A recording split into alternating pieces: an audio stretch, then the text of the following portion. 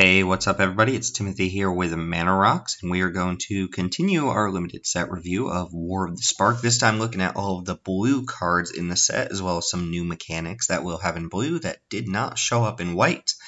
Before we get started, make sure you subscribe below for more content from the channel, and make sure you find us on Twitter at MTG_ManaRock so we can talk about War of the Spark. Introduction aside, let's go ahead and get started with what we consider our sideboard cards, our build-arounds, our otherwise completely unplayable cards. These aren't bad cards, but you normally don't include them in your deck. You usually board into them, or you have to have a very specific deck to make them work. First one we're going to talk about is Bond of Insight, part of the bond cycle, even though, like I mentioned in the white video, the bonds aren't tied together mechanically. They're just a combination of two effects that are supposed to be flavorful. They highlight two guilds coming together, in this case, Dimir and Izzet. Bond of Insight is 3 and a blue. It's uncommon. It's a sorcery. And it says each player puts the top 4 cards of their library into their graveyard, and then you return up to 2 instant or sorcery cards from your graveyard to your hand, and it exiles itself. That way you can't loop Bonds of Insight together with each other. So it's a mill 4 for each player, but then you get to bounce 2 instants or sorceries back to your hand. Blue-red in particular has a Spells Matter theme to it in this set, like it often does in a lot of sets. Think kind of like the Spells Matters theme in Izzet from Guilds of Ravnica and apply it here. In this case, if you have a high density of instants or sorceries, then Bond of Insight is going to be decent, but it's 4 mana, it's sorcery. There are a lot of draw spells in blue that we'll see here that I think you would rather have over your first copy of Bond of Insight, and at best, Bond of Insight is just going to be a divination that draws you 2 spells. It does get a lot better if you have a bunch of cheap interactive spells, or I guess if there's some sort of mill deck, which I really just still don't see in this set. But if there is some sort of mill deck, this does mill your opponent for 4 on top of giving you resources in your graveyard, plus giving you 2 cards back. So if you have a bunch of cheap spells, then you can play this card. But I do consider it more of a build-around than a lot of the other draw spells in this format, just because you do have to have a high density of instants and sorceries to make it work. Narset's Reversal, very similar here. This is a rare. It's blue-blue for an instant. It says copy target instant or sorcery spell, and then return it, the original spell, to its owner's hand. You may choose new targets for the copy. So essentially, you can do 2 things with this. You can either wait for your opponent to cast an instant or sorcery, and then you can cast Narset's Reversal in response. You get to copy that instant or sorcery, you get to change the targets on it, and then your opponent's original copy will get bounced back to their hand with no effect. So they'll either have to recast it, or if they don't have enough mana, they'll have to wait a turn to recast it. So you essentially get to steal the spell while also fizzling the original spell, kind of like a remand, right? They do get it back to their hand. It doesn't just counter it. So they're going to recast that spell, but maybe you get some sort of advantage off of this. If you cast it in response to a draw spell, you basically use your Narset's Reversal as a draw spell while also making your opponent waste some mana. The other way to use this is to have a spell-heavy deck and use it on your own spell. Let's say you have a 3 mana draw 2, which I don't know if that's a thing in this set or not, but let's say you'd have just a common like divination, and you cast Narset's Reversal in response to your own divination, 5 mana total. You get to copy the divination, draw 2 cards, and then you get to bounce the original divination back to your hand and use that later on. Where I really like Narset's Reversal is with very cheap removal spells, maybe 1 or 2 mana removal spells, which there are actually some floating around in this set. They do have to be instants or sorceries, but if you cast, let's say, 2 mana red spell that deals 3 damage to a creature, which is a thing in this set, and then you Narset's Reversal in response, you essentially get to use your Narset's Reversal as an additional copy of that card. This is not too far off from cards like Flood of Recollection, that let you just get an instant or sorcery back from your graveyard to reuse, but there's a little bit of nuance in that Narset's Reversal can target your opponent's spells too. I don't think this card's insane. I think it's more of a sideboard card against spell-heavy decks, or a build-around type card for decks that have a bunch of good instant removal or draw spells in them. I don't think this is a slam dunk first pick, but I do recognize that in the spell-heavy decks, it's going to be quite good, and it's also a pretty good sideboard card against those same types of decks. Flux Channeler is next. I'm probably underrating this card, but I do consider it more of a build around because on its own, it doesn't really do anything, but with the right support, it's pretty good. It's a 2 and a blue for a 2/2, a little bit under par there. It's an uncommon human wizard, and it's pretty simple. Whenever you cast a non-creature spell, you proliferate. Note that if you cast a Planeswalker, the proliferate goes on the stack before the Planeswalker hits the board, so you can't proliferate the same Planeswalker that's triggering Flux Channeler. But Flux Channeler with the right density of non-creature spells is a nice way to keep counters going on creatures. Blue does not have a lot of ways to put +1/+1 counters on creatures, so proliferating those is not great unless you're playing like blue-green or blue-white and you have other ways to put 1/1 counters on your own creatures. But obviously, Flux Channeler is quite nice with Planeswalkers as long as you have a bunch of non-creature spells to back it up. This card is fine. You can play this in most decks. 3 mana 2/2, while not great, can still trade off for some creatures like 3 mana 3/2s that your opponent might be playing. And if you get to go off with this creature, it's super sweet, but I do consider it more of a build around. You'll know when you want this card in your deck. Don't pick this up early and then start taking a bunch of things that have counters. Wait until you have a bunch of counters and then pick this card up maybe second pack or something along those lines, because I don't think most heavy blue decks are going to be super interested in the proliferate part, but I think a lot of the blue decks are going to have a high density of non-creature spells. So if those two things come together, Flux Channeler is a nice little way to tie them together. Wall of Runes, this card's pretty bad. Direct upgrade, strictly better. I guess it has Defender. Never mind, we'll just go and cut that statement there. It's a single blue for a 0/4. It is a common wall with Defender. When it enters the battlefield, scry 1. So this is just a blocker. Scry 1 doesn't make a card like this much better. Defender actually legitimately makes it worse. And that's about all we can say about this card. I don't ever main deck cards like this, the 1 mana 0/4s, because they don't proactively do anything. They're simply there for defense, and then your opponent plays something with evasion, something with flying, something that can't be blocked, and the card that's supposed to be defending you or blocking for your Planeswalker or keeping you alive suddenly doesn't do anything, and it can't even attack back and race the opponent. So board into this card against hyper-aggressive decks, and even then maybe board into 1 at most, but also recognize that this is a terrible top deck, and it doesn't do anything proactive. It's purely defensive, and I tend to shy away from cards that have no offensive capability at all. Alright, into our next category, the filler cards, the cards that you're not super stoked to put in your deck, but you will most of the time, as long as you pick them up later in the pack. If you have to first pick or pick up one of these cards within the first couple picks of a draft, you're probably pretty unhappy. The first one is Contentious Plan. This is 1 in a blue. It is a common sorcery. It proliferates, and then you draw a card. So it's just a 2 mana cantrip. It cycles, but then it also proliferates, so you could get some value out of this. Most of the time, you're going to play this on turn 2, draw a card, and you did essentially nothing, and I don't tend to like cards like that. I would prefer something like Shimmer of Possibility that can actually give me some card selection out of the top couple cards than something that simply cantrips at sorcery speed. But this card will find its play in decks that either have use for the proliferate or care about casting spells, because cantrips, even cheap ones like this, they don't really do anything, but they're decent when you have abilities to trigger off of them. Pretty good with something like Flux Channeler that we've already seen. If you have a reason to be proliferating, if you actually end up with a deck that can use a bunch of extra counters, then sure, you'll play this card, but I don't think it's something you pick up early, and I think if you're not really using it for the Spells Matter deck, or you're not proliferating, you're simply using it as a cantrip, you should probably look for something better.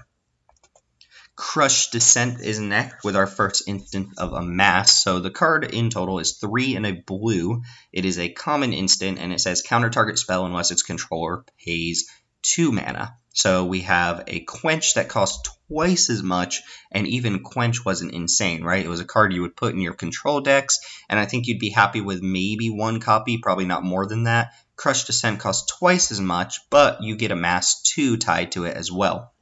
Amass 2 basically means if you have no armies on board already, you're going to create an army with 2 +1/+1 counters on it. Amass always has a number that puts a number of counters on whichever army you control equal to the Amass number. In this case, it's 2, so you will always make a 2/2 off of this card. But if you already have an army on board, you'll simply add 2 additional counters. So here's something that Proliferate works with. It works with armies. It works, you know, with planeswalkers and stuff. But in the case of something like Crush Descent, you have a very overcosted, finicky counterspell, but you're going to get 2 power on board, regardless of whether your opponent can pay that 2 mana or not. A lot of times, you know, you just curve into this. You're on the play, you get to cast a 3-drop, you get to hold this up on turn 4, and you get to counter something relevant.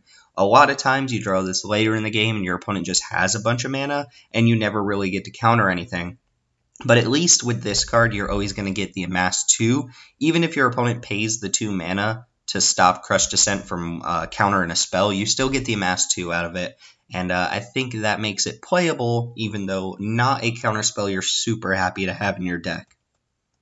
Lazatep Plating is next, 1 in a blue. It's an uncommon instant. It has Amass 1, so again, you'll make a 1/1 army, or you'll add a counter to an army you already control, and the effect you get is you and your permanents gain hexproof until end of turn. I tend to like cards like this a little bit more than most people, these kind of silver bullet spells that are just here to counter like a single removal spell. It doesn't give your stuff indestructible, so it doesn't really help in combat, but it does make your stuff hexproof. So if your opponent uses a removal spell on one of your cards and you have a Lazatep Plating up, you can just use it essentially as a counter spell for that targeted removal spell. And you also get the Amass 1, so you're basically getting like a flash 1/1 that also counters a removal spell. The problem, of course, is that sometimes your opponent plays a sweeper, or your opponent's attacking you and just killing your creatures in combat, and then Lazatep Plating doesn't do anything. Also note that the plating doesn't have a target, so you can just cast this to put an additional counter on an army or make a 1/1 blocker, so it has that mode as well. I generally like these sorts of spells to cost 1 mana, but I recognize that this makes a body some amount of the time, and that means it has to cost a little bit more mana. But don't be fooled by this being an uncommon trick. It's not amazing. It's more of a sideboard card against really removal-heavy decks with a lot of targeted removal spells, but it's a card you can put in your main deck, and you'll find a use for it, although when you do use it, it's never going to be that insane.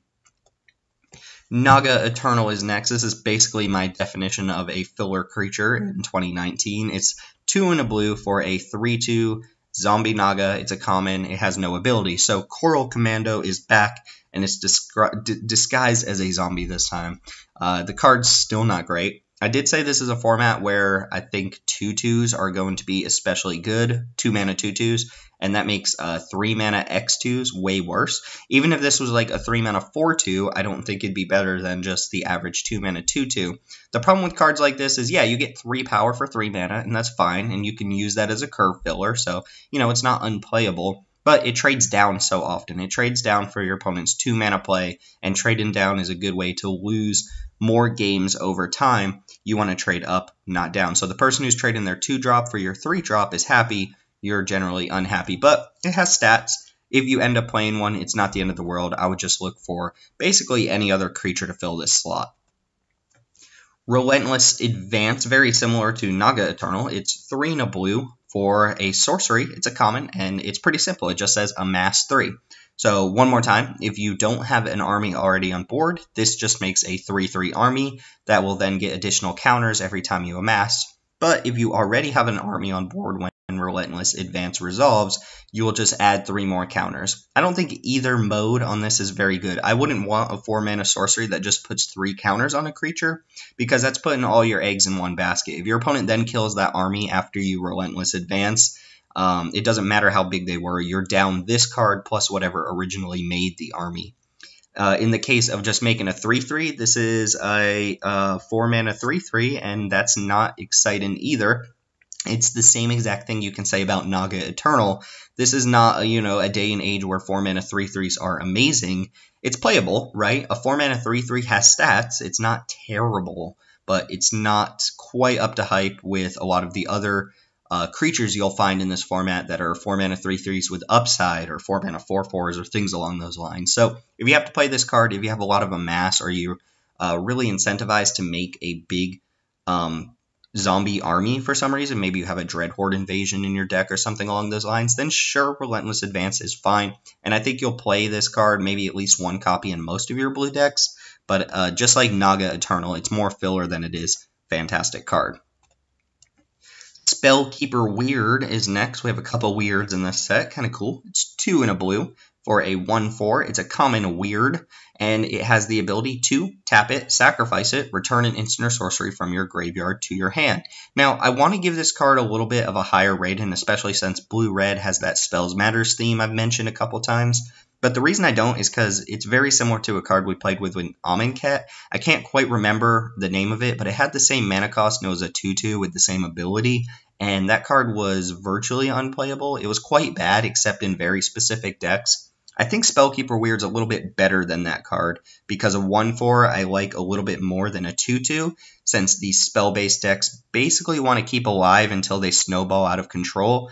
And being able to return any instant or sorcery from your graveyard to your hand in a set that has very good removal in its instants or sorceries isn't bad. But I don't think this card really is something you want unless you know you're going down that route of just having a bunch of removal, playing control, and then trying to outvalue your opponent. You need a lot of good removal for this card to be good. If you're just getting back more draw spells, I don't think it's fantastic. But you can play it, and if you end up in the blue-red deck and you want a high density of spells, then this is a card that can guarantee you're going to get one of those spells back later in the game. Stealth Mission is next. 2 in a blue for a common sorcery. Put 2 +1/+1 counters on target creature you control. That creature can't be blocked this turn. So this is, playing double duty a little bit. First off, it's a spell, and every spell kind of matters in these blue decks, as we've already seen.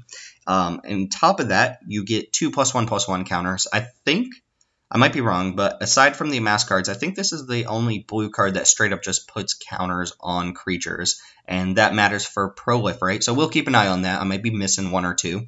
And then it also makes your creature unblockable, which means that creature can probably mow down an opponent's Planeswalker that turn. But again, I've kind of mentioned this in every video. I don't think Planeswalkers are going to be as prevalent as people seem to think they'll be. I think on average, each deck might have like 2 to 3 Planeswalkers, and some of them might not even be ones you have to kill right away. But if you have a need to kill your opponent's Planeswalkers, or you just need to deal damage for some reason, then that's fine. This seems like it's going to be pretty good on a really big army token, but for the most part, if you're just using this on your average creature, and then that creature gets in some damage, and then your opponent kills the creature with the +2 +1 counters, then you're down a card in that exchange. You use 2 cards, your creature plus the Stealth Mission, your opponent removes it, and you basically 2 for 1 yourself. So I would avoid this card unless you have a really good reason to be playing it. Maybe there's a creature that gets some sort of value off of dealing damage. I'm thinking like maybe the white spirit that proliferates when it deals damage. That seems like a good use for Stealth Mission, but just as an average card in an average deck that's going to be looking to attack your opponent's life total and exchange resources, I think you can do better than Stealth Mission. Fairies Time Twist is next. Again, another card that I'm putting it where I think it'll be, but I will play it much higher than this. It's 1 in a blue for a common instant. You exile target permanent you control, then you return it to the battlefield to its owner's control at the beginning of the next end step. And if it comes back in as a creature, it comes in with a +1/+1 counter on it. So this is the type of card I've played with quite a few times before. There was something that blinked spirits back in like Shadows over Innistrad, and there was Otherworldly Journey, some arcane spell that basically did the same thing. This is a little bit better than those cards. And it's not that different than Lazotep Playdin, where it just saves one of your guys, but it's a little finicky how you can use it. Like, you can't really use this to save one of your armies, because the army's going to come back in as a 1/1 instead of being like a 3/3 or 4/4 or whatever it was. So it's a little bit poor there. What it does do nicely is let you reset a Planeswalker, since this can exile any permanent you control. A lot of the Planeswalkers, they will tick down, they'll sit on 1 loyalty, and you want to find a way to use that Planeswalker. Especially if its static ability isn't really doing anything. You want to reset it, and Teferi's Time Twist can do that.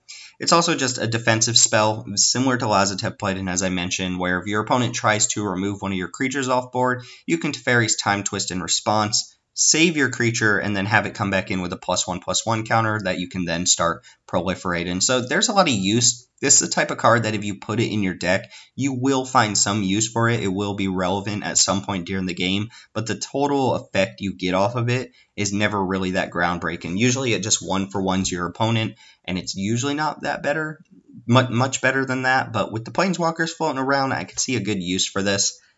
Still, don't think you pick it highly. It's basically a purely defensive card again, and I've already mentioned I don't like purely defensive cards, but being able to find a use for this shouldn't be that hard, and I think you can include at least one of these in your deck and be, reasonably happy about it.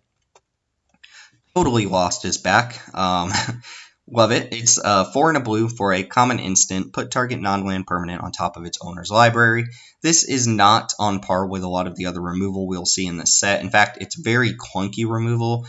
Even in the most controlling decks, you probably don't want more than one copy of Totally Lost. But when you're really far ahead, or if you're some sort of tempo deck that's just beating your opponent down and trying to deal with their resources, Totally Lost gets a lot better there because it makes your opponent essentially skip their next draw step. Also, if your opponent's hurting on mana, Totally Lost gets a lot better because you bounce some permanent back to their deck, you set them behind on board, and you lock up their draw step for the turn. They're just going to draw the same card. Could also work with some mill cards in this set, which there are a couple of.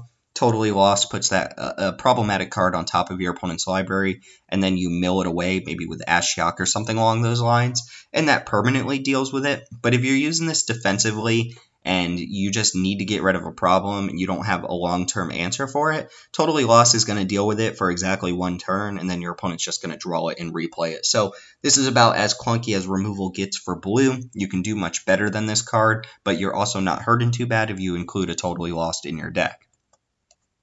Sky Theater Strix is the last card in this category. It is 1 and a blue for a 1/2 common bird. It has flying, and it fits in that non-creature spell deck, that Spells Matters deck. Whenever you cast a non-creature spell, it gets +1/+0 until end of turn.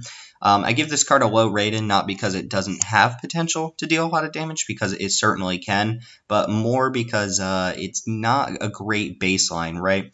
We saw a 2-mana 1/3 flyer with upside in white, and I thought that card was fine because it can block your opponent's 2/2s, which I think are going to be pivotal in this set. In the case of Sky Theater Strix, this is never blocking your opponent's 2/2, so if you're on the draw and your opponent plays a 2/2, and then you play Sky Theater Strix, they get to just attack through you freely, no combat tricks necessary. Strix gets a little bit better later on where you can cast a spell and pump its power, but that's really only good on attacks since it doesn't get any toughness boost here. So I think this is a filler card. I think the Spells Matter decks want some of the later cards we'll see in this video, not necessarily the Strix, but you could do worse than this as a 2-mana play. Alright, next up, our average mid-range picks are cards that we're, pretty happy putting in our deck, but we're not taking them early in the draft. First up, Fibblethip, the Lost. Looks nothing like Fibblethip, a little disappointed, but the card's fine. It's 1 and a blue for a 1/1. It's a rare legendary homunculus, and when it enters the battlefield, you draw a card, and if for some reason it entered the battlefield from your library, you draw 2 cards instead. I think there are actually 1 or 2 cards in the set, like Neoform and the green mythic Finale of Devastation, or whatever it's called. Those can put creatures into play from the library, but Fibblethip is probably the last creature you're putting in with your big mythic X spell. Nonetheless, just wanted to mention that there are a few ways to kind of cheat it in here. Fibblethip also has a downside that says whenever it becomes the target of a spell, it shuffles back into its owner's library, so kind of a pseudo-illusion ability. I think you can put a Fibblethip in your deck, but I don't think you should ever first pick this card. It's Elvish Visionary, and I would already put Elvish Visionary as a medium pick card. Just a 2-mana cantripping creature that gives you some sort of body on board. It's not like that being targeted by a spell clause really ever comes up, because your opponent's not going to use removal on your 2-mana 1/1, and they would feel bad about it anyway since you already drew the card back. So Fibblethip, not flashy, not amazing, probably on par with like a common or maybe a really bad uncommon, but still kind of a bread and butter card that you can put in your deck, and it's not terrible. Jace's Triumph is next. The blue Triumph, again, these care about you having the named Planeswalker on board, but they still have an effect if you don't. And for the most part, I'm ignoring that. If you have a Jace in your pool, maybe you first picked a Jace, then Jace's Triumph might be a card that you're interested in picking up a little bit higher, but that's not going to change my evaluation of the card very much because it won't come up in most games. In this case, Jace's Triumph is Divination, 2 and a blue, sorcery. It's uncommon, draw 2 cards. And if you have a Jace, draw 3 cards instead. Congrats if you have a Jace. That didn't die because it doesn't protect itself, and then you get to untap and draw 3 cards. It's pretty sweet, but for the most part, if your deck wants divination, you will take Jace's Triumph. If you're in a Spells Matters deck and you just want to make sure you constantly have cards, then you will play Jace's Triumph and you'll be happy about it. Probably even play multiple copies, although this one is an uncommon, so it's less likely that you'll get a bunch of these than, say, like Divination in M19 or Dominaria or something along those lines. Erratic Visionary is next up, 1 in a blue for a 1/3 common human wizard.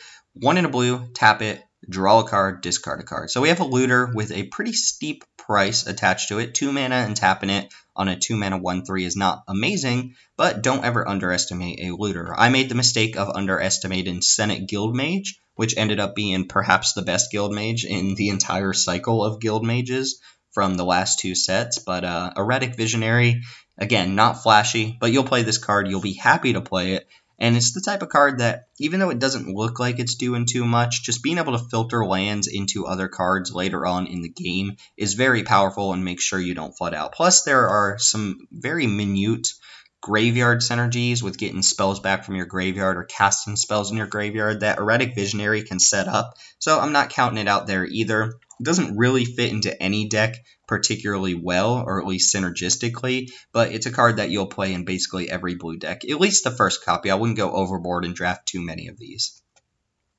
Kiora's Damebreaker is next, 5 in a blue for a 5/6 common Leviathan. When it enters the battlefield, proliferate. I like this as a kind of finisher for a blue deck. It's got stats for sure. 6 mana 5/6 is not terrible. It doesn't have any sort of evasion, so it can just be blocked forever and ever and ever. But there aren't too many ways to just pump out tokens and things along those lines. So I think the Damebreaker as just a pile of stats on a big blue finisher is fine. And then if you get value out of that proliferate, it's going to be quite good as well. Proliferate I like quite a bit more on kind of expensive late game cards than I do on some of the early game cards like the Contentious Plains we saw at the beginning of this video, just because at that point in the game you're much more likely to set up something with +1 counters. A lot of times too, if you have those Planeswalkers that tick down and sit on 1 loyalty, your opponent will stop caring about them and stop trying to kill them since they essentially don't quote-unquote do anything anymore. And that's a good way to drop a Kiora's Damebreaker and get an additional value out of that Planeswalker with 1 more activation. So I don't think you want 2 or 3 of these in any given blue deck, but I think you'll play the first one more often than not. No Escape up next, 2 in a blue for a common instant. Counter target creature or Planeswalker spell and exile it instead of putting it into its owner's library or graveyard, and then your throwaway Scry 1, again, they just kind of tack Scry 1 onto everything in the set to make it look more appealing to play these cards, I guess, but I don't know why it's here. At any rate, No Escape is a fine counter spell. I like it because it counters most of what you care about. It's not universal counter spell. It won't counter, a pump spell in the middle of combat, or it won't counter, a removal spell, but it's going to get a lot of what you care about, and if you end up playing a control deck that maybe can recycle instants and sorceries, this is fine. And it exiles too, which isn't a huge upside. I know I mentioned there's some graveyard synergy going on, but there's not a lot of it, not enough to care too much about exiling something. So you'll play probably the first copy of No Escape, but you don't want too many more than that. Commence the Endgame, a card I'm probably undervaluing. This probably should be bumped up 1 category here, but certainly not a bomb. We'll talk about it though. It's 4 blue. This one's a rare. It's an instant. It can't be countered. It's fine upside. Don't care too much about that. It's not going to change my evaluation of the effect of the card. And the effect is draw 2 cards, then amass X, where X is the number of cards in your hand. So 6 mana, draw 2, make a 2/2 at minimum is what this card does. And then sometimes it'll be a little bit better than that. If you have an army already on board, then instead of making a 2/2, you're putting 2 +1/+1 counters on the army you already control, which is sometimes a downside. Sometimes I want the other body. I don't want to just keep piling a bunch of counters on the army I already have, but you don't have that choice. So if you already have an army on board, this is putting 2 counters on that army, and a lot of times it'll put more than 2 counters since X is going to be the number of cards in your hand, unless Commence the Endgame is literally the last card you cast from your hand, and then you're hellbent before you draw the 2 cards, then you're often going to have more than 2 cards and you'll amass more than X. Where I really like this card is when you don't already have a big army on board, and you can use it as kind of like a draw spell plus a flash creature. Your opponent attacks, you have one card, maybe two cards in hand, and you get to commence the end game, draw some more cards, and then amass, maybe a 3/3 or a 4/4 at instant speed. That can be quite powerful. But I think as a draw spell, if you don't care too much about the amass, your opponent's just beating you down and the extra counters on your army isn't going to matter too much, then you could probably do better for the draw spells here. We just saw a 3-mana draw 2 and a couple other draw spells already. This one's 6 mana and it only draws you 2 cards. At best, it's not like it's draw X, it's amass X. So commence the endgame sometimes going to be pretty poor. The reason I have it in the mid-pick category is because I don't think you just slam this as your first pick if there's like a really good removal spell or something along those lines, or maybe a really good planeswalker in your pack. I think those should get the nod over commence the endgame, but I think most of the times if you have commence the endgame in your deck, you're going to be happy when you cast it. Ashiok's Skulker is next, 4 and a blue for a 3/5. This one is a common nightmare. For 3 and a blue, you can make it unblockable for a turn, and I like that as upside. 5 mana 3/5 is neither terrible nor really bad, or not really good, right? It's not amazing. It's just a stabilizing type creature. You want a little bit more as far as vanilla goes, but I think the activated ability makes up for it. It's a nice little mana sink too, right? The blue decks are often going to play a control game. They're going to need some sort of finisher, and while Ashiok's Skulker isn't the cheapest finisher, it is the type of card that can end a game if your opponent can't deal with it and can't get past your defenses. Also, as with any unblockable creature or potentially unblockable creature, Skulker is going to be a planeswalker killer. 3 power of unblockable damage is going to kill a lot of planeswalkers once they've activated and minused once.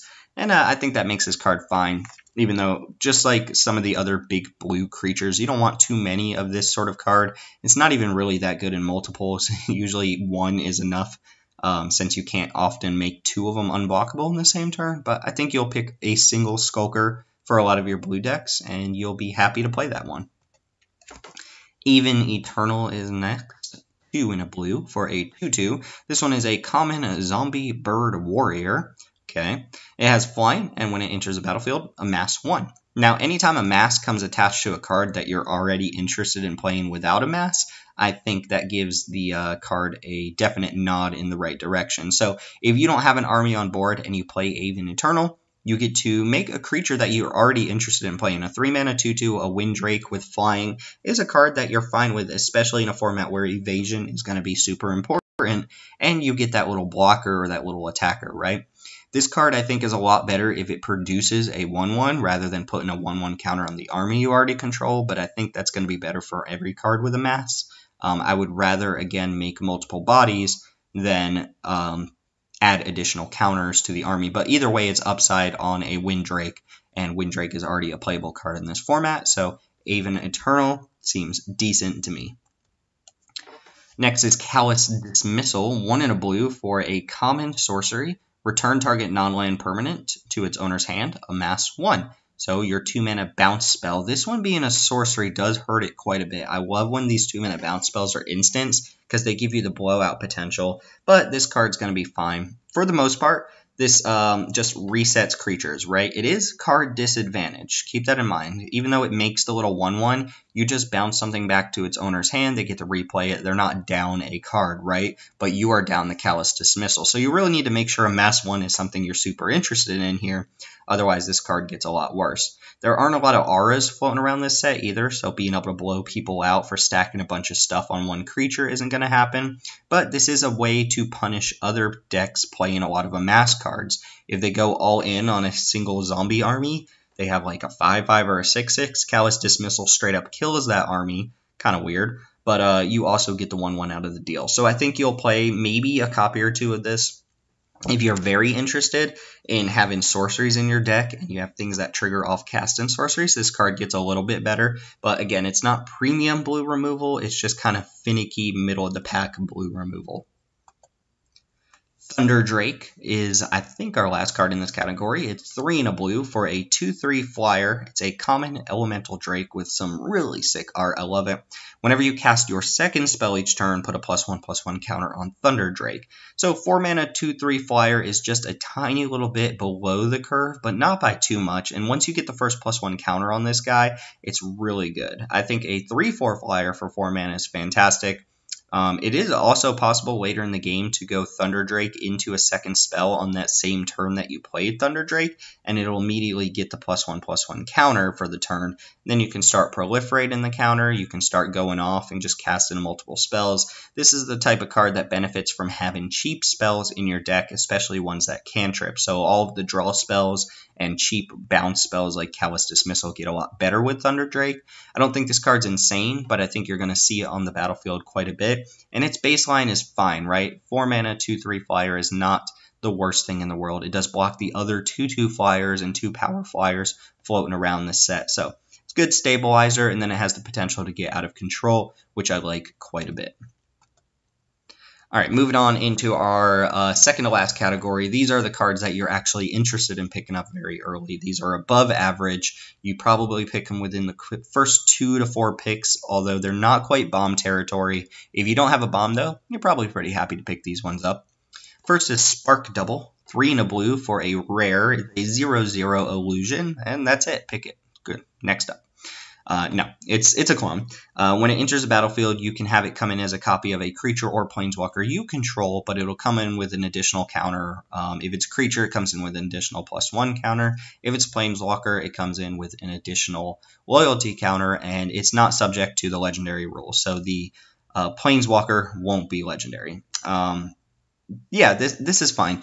Clones are a lot better when they can clone your opponent's creature, since it guarantees that you'll have the best creature or planeswalker on board.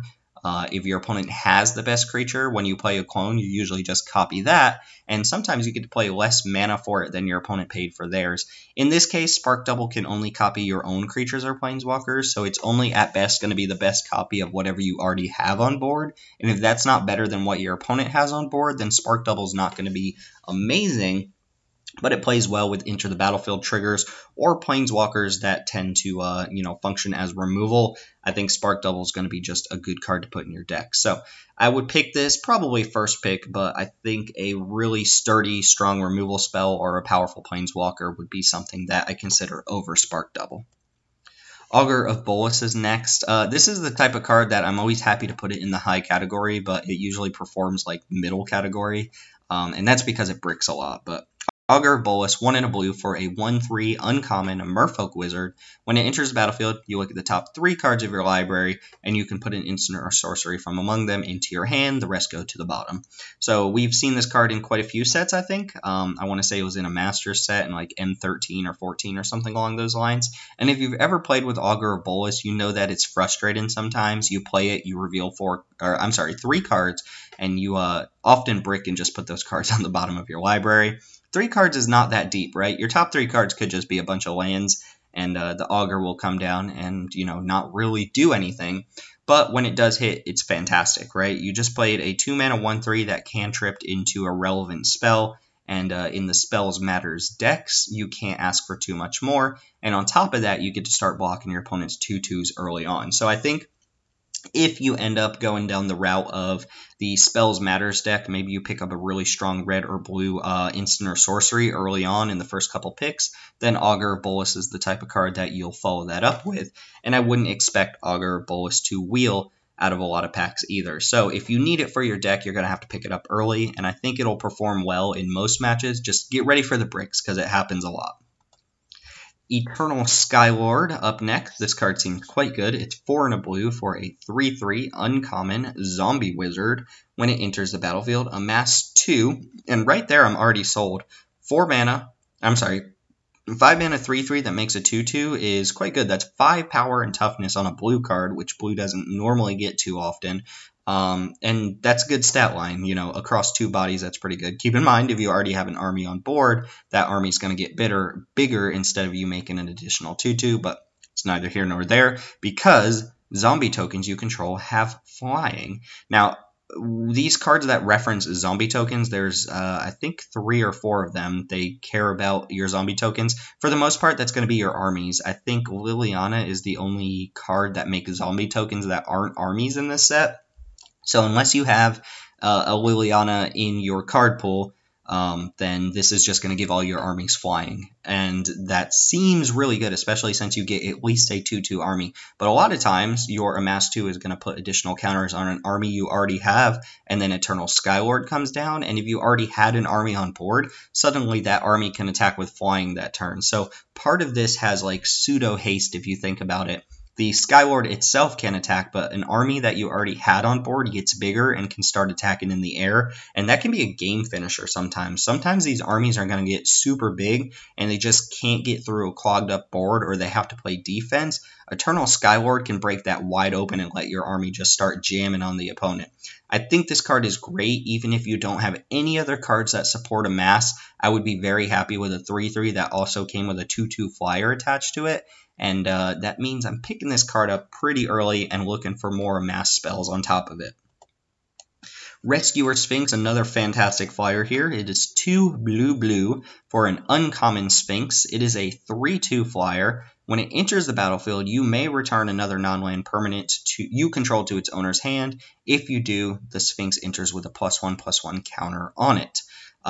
This card is very good in my opinion. First off, if it had no ability other than flying, it'd be a 4-mana 3/2 flyer, and that would be fine. Not amazing, not something that you're picking up within the first couple picks of the draft, but that's something you would pick up in the middle category just by itself. And then this has basically double upside.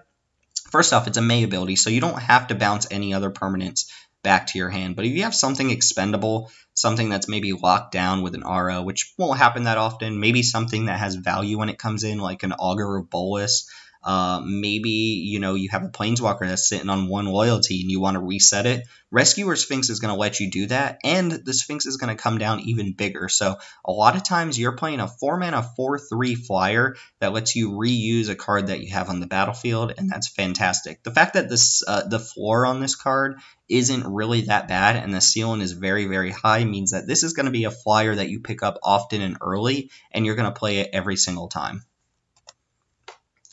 Minas Transmutation is up next. 1 in a blue. It is a common aura. It enchants a creature, and that creature loses all abilities and has base power and toughness 1/1. So I think this is an early pick just because blue doesn't have a lot of fantastic ways to deal with creatures that have already resolved on the battlefield. If your opponent plays a big blue flyer and you bounce it back to their hand, they just replay it. If you totally lost it, they just draw it and replay it, right?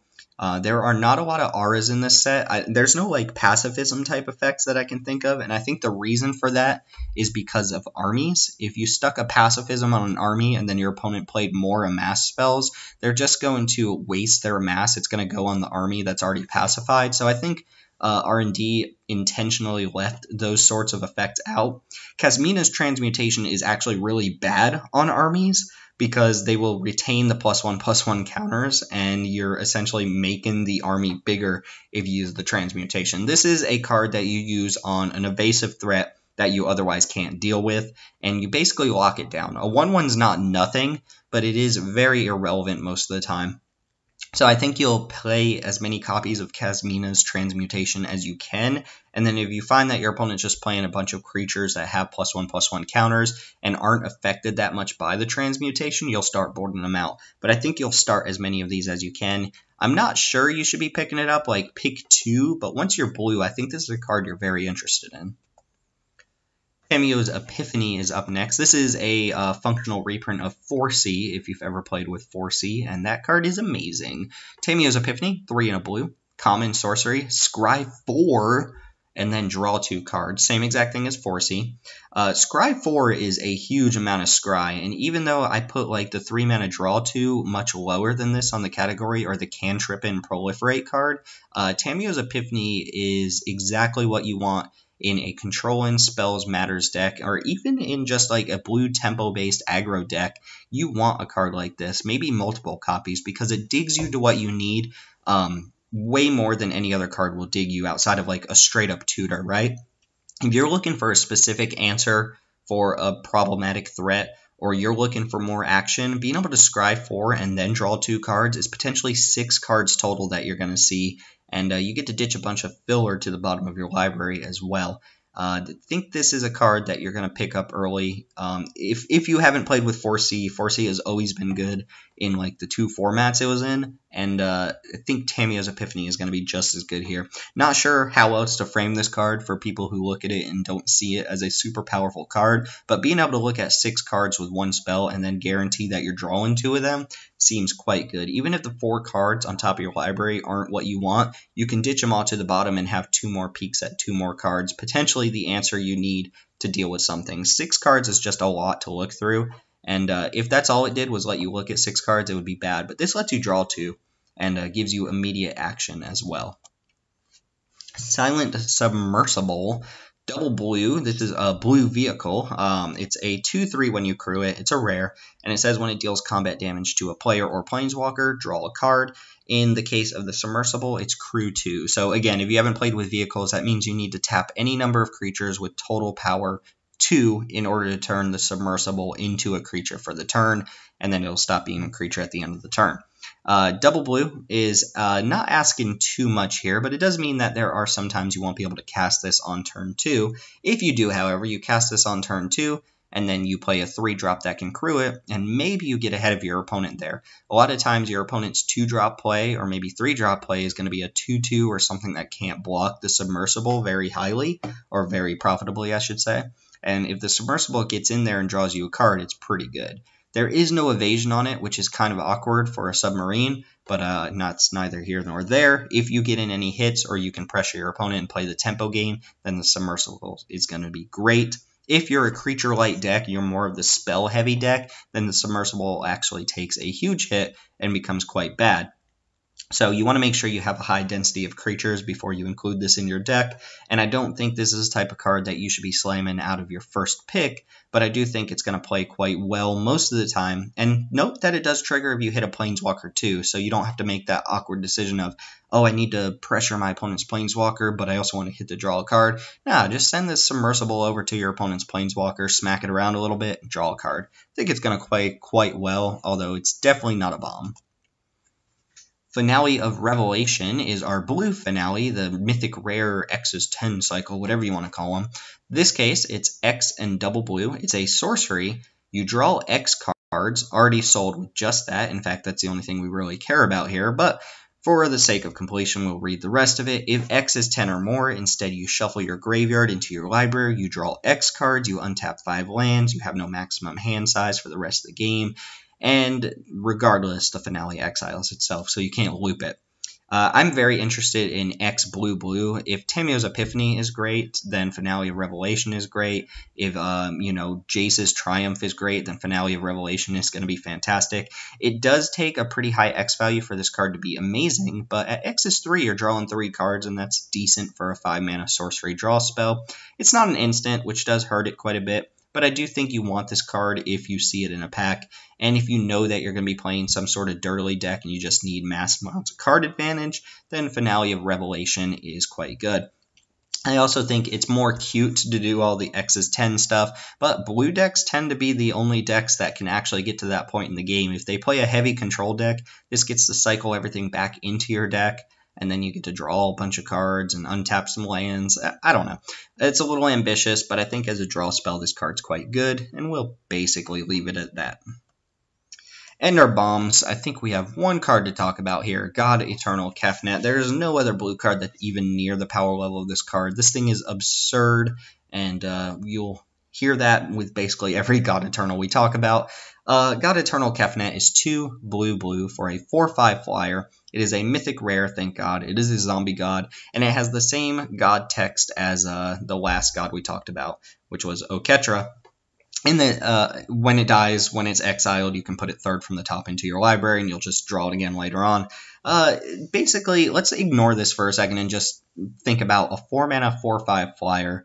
That's insane. It doesn't die to a lot of removal. It comes back if it does die, and it's just going to beat your opponent down. It's a 5-turn clock starting on turn 4 that's hard to kill and has some upside. So when you reveal the first card, you may reveal the first card you draw each turn. as you draw it, and whenever you reveal an instant or sorcery, you can cast that card or cast a copy of that card for 2 less than the card's original mana cost. So it's a little bit of a weird effect. It creates a copy, but you cast the copy. So if you have anything on board that cares about you casting spells, they will trigger with Calfnet's ability, since you are actually casting the copy. The reason it's worded this way is so that you don't actually have to cast the card that you're drawing, but you still get cast benefits, right? It's a way to make a copy of a card that's not actually on the stack, which doesn't happen very often. I can think of cards like Spell Twine and Isochron Scepter that do the same thing. If you're familiar with those, this is kind of the same idea, but you're not actually casting the card that you drew. You get to keep that in your hand. That's your draw. You're just making a copy of it. It's a little bit grokkable, but not exactly intuitive for newer players. And the spell, the copy that you're casting, costs 2 less to cast. So if you draw a Divination off the top of your library, you know, Jace's Triumph, you can pay a single blue mana and draw 2 cards. That's insane. Plus, you didn't even get to spend the Jace's Triumph that you drew. You're not down a card. You're basically up a bunch of cards just because you drew an instant or sorcery. There are not a lot of ways in this set to stack the top card of your library and make sure you're drawing an instant or sorcery, but if you start off with Calfnet, you're going to start taking every instant or sorcery burn spell or draw spell that you can get your hands on, and it probably won't matter because Calfnet will kill your opponent on their own. This is absurd. Probably definitely like top 5 rares in the set that you can open, possibly like top 3. I can think of maybe one other I want to open above this, but yeah, Calfnet is the real deal. This card will end the games that it's cast in, and it's virtually impossible to get rid of. Outside of like the Transmutation enchantment that we saw, it will come back in 3 turns, which gives you time to kind of set up and prepare for it, but you got to prepare for a 4/5 flyer with massive card advantage tacked onto it. Calfnet is going to end games. You're going to be very happy when you first pick this card, and I cannot imagine that you will be passing this over basically anything else in the set. Alright, and that wraps up our blue cards for the set. Next up is going to be black, so we'll talk about the removal-heavy color of this set, and there is a lot of removal floating around black. But blue is very light on removal, and it cares a lot about casting spells, so it seems like it's going to be a good support color, or maybe a good dirtily control color, but maybe not a good aggressive tempo color, right? We will look back on blue when we go over the red cards because they do combine quite well together. In fact, some of them reference each other, and I think that's going to make for a good deck. So blue-red spells stands out as one of the archetypes in this format, but just blue control in general seems like it's pretty good, backed up by a lot of card draw and counter spells and maybe some not fantastic but decent bounce spells and removal. So with that being said, again, subscribe below to keep in tune for the rest of this series, the rest of our review of War of the Spark. Find us on Twitter at MTG_ManaRocks, and I will be back for the black cards next. Thanks for watching. I will see